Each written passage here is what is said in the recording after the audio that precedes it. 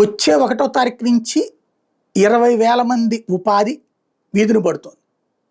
దాదాపు 3 లక్షల మంది ఇప్పటికీ వాలంటీర్లు వీధిన పడ్డారు.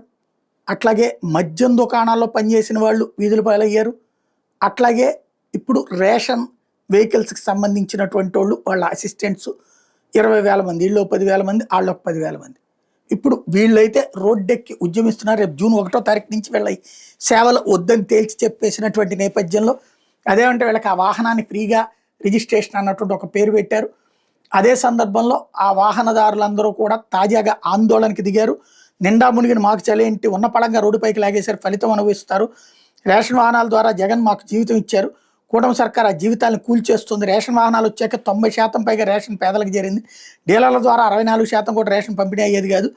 74%కు పైగా ప్రజలు రేషన్ వాహనాలు కోరుకుంటున్నారన్నది సీఎం చంద్రబాబు ప్రకటించారు.